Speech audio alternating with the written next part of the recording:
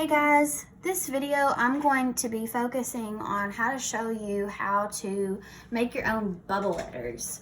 Lettering is something I have loved doing since I was an elementary school kid, and I still do it all the time. So I hope that it's something you can think about and practice, because I have practiced this, like I said, since I was little, and the more you practice, the better you're going to get at it.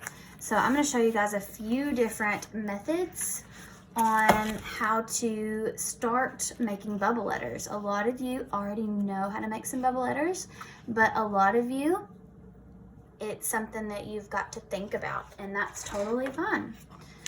So the first method I want to show you guys, I show this to my second graders when I teach them how to draw people. And the same concept applies to letters.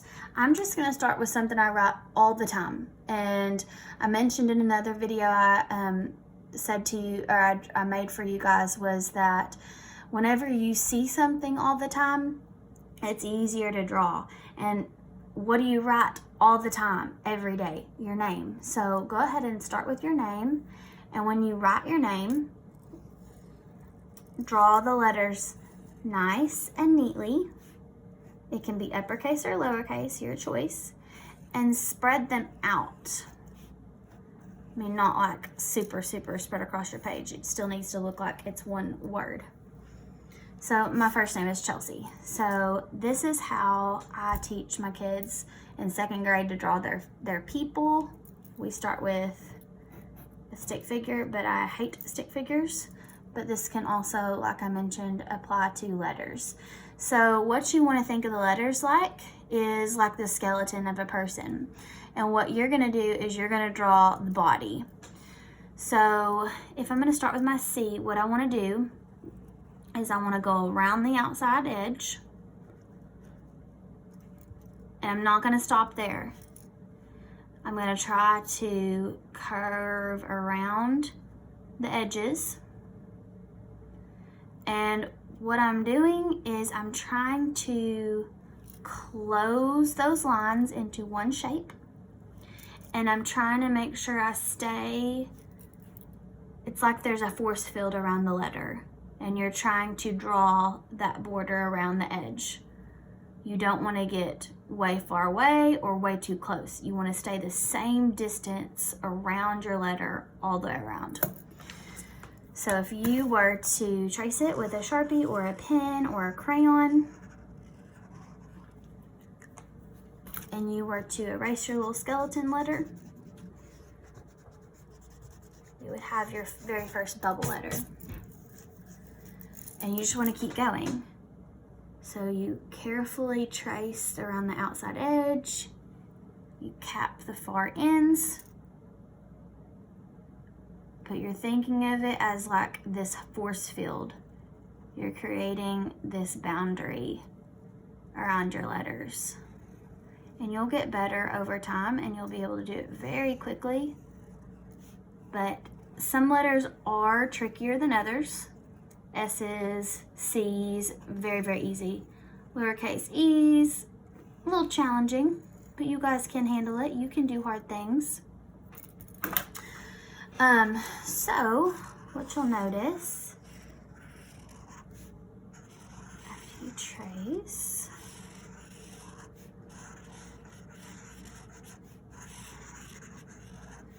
and if you want to do my name, that's fine, to help you get started, and then do your name, that's okay. If I were to go ahead and erase, I've got to get a new eraser. There's a problem with my E. Can you guys tell? It doesn't look complete. So what you have to do on those trickier letters, like O's and A's and E's, you have to make sure you make that inside boundary or force field as well. That little peephole. So that's the first method. That's what I start my second graders out when I teach them how to draw more three-dimensional figures. That's the first method. The second way, which is probably, when I think about it, how I think I started, is trying to think of the parts of the letters as shapes, like all rectangles. So my C, or not, yeah, rectangles. So my C would be made out of rectangles like that. Yes, it's more boxy, but that's okay because some bubble letters are boxy. So I'm just making these rectangle shapes that make up my letters of my name.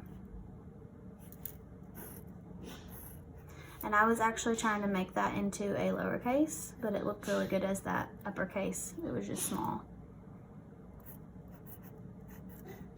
And you're gonna make mistakes. You're gonna mess up, you're gonna draw things too big, you're gonna draw some things too small, but that's okay. That's why you practice.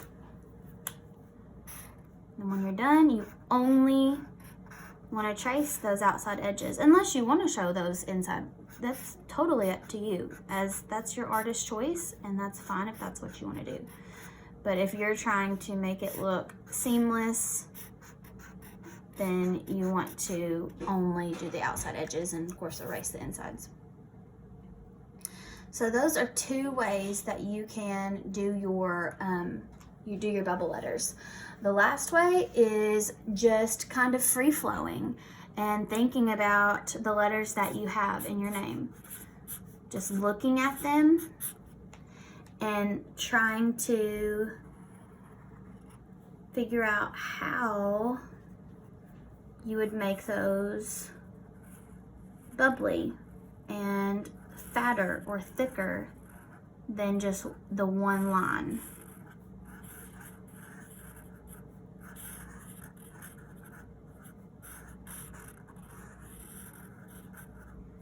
Okay, then the more you practice, the better you'll get, and then you'll be able to experiment with really thin bubble letters, really fat bubble letters,